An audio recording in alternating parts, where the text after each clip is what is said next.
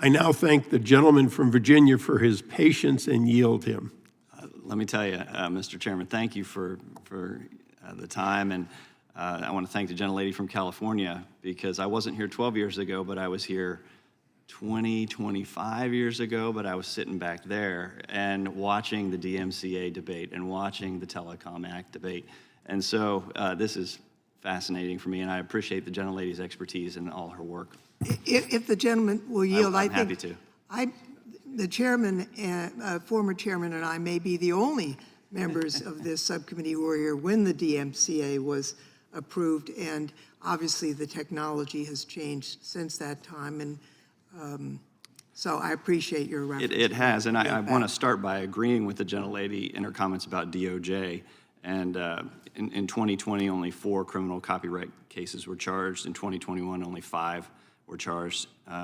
Only 3 were charged in 2022. So we've got a ways to go, and I would like to have DOJ here and have the opportunity to get into a discussion with them about this issue, because there are so many different issues with DOJ that we have to discuss, that it's a challenge to cover everything you need to. And with this topic, I think having a specific hearing regarding the lack of prosecution would be helpful.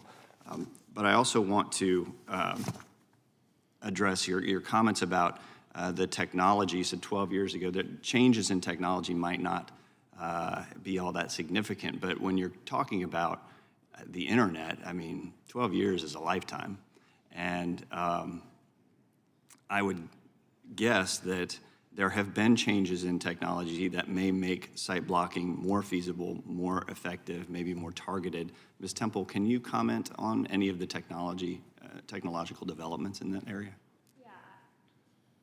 Yes, I think the main thing that we have learned over the last 10 years of working with these laws with ISPs is to work, again, collaboratively with them and provide them flexibility in terms of the use of technology. I know that there's been a lot of talk about, DNS level blocking, but that's not the only type of blocking, and that's not even the primary type of blocking that we're talking about.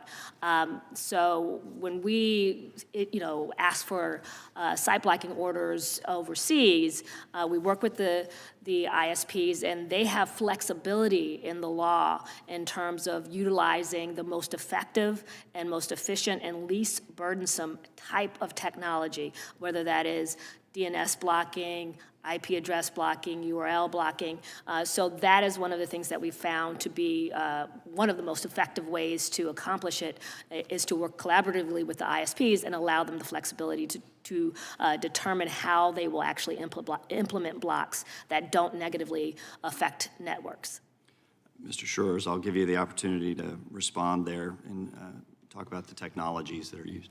It's critical to think about I'd say the first question we have to ask is at what level of abstraction are we solving this problem? And I'd say throughout the digital sector, there's an interest, a desire, an urgency about responding to piracy, because in many cases these sites are dangerous. Of course, there's a lot of content interests within the digital sector, so everybody agrees this is a problem. I want to go specifically to the technology, though. Right. So as to the technology, if we're talking about broadband providers at the architectural level, I should make clear, those not principally my constituents, and I don't want to speak for them.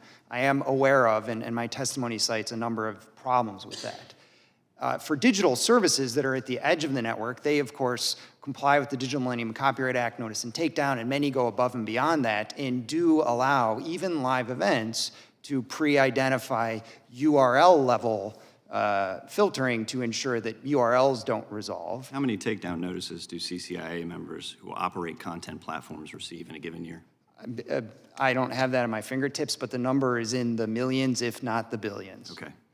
And how much money is spent processing these takedown notices? And I don't know that companies break that out, but they spend extraordinary amounts, not only on the processing by their trust teams, but on the development of technologies that go well beyond what they're required to do by law. I mean, tens of millions of dollars are being invested every year for some companies in their systems that don't just block content, but actually allow rights holders to monetize infringing uses of the works. And so in many cases, they're given the option to say, hey, I can leave this content up and get a share of the revenue if I so choose, or of course have it removed. And increasingly, rights holders choose to do that and get a cut of the ad revenue, which is a win-win.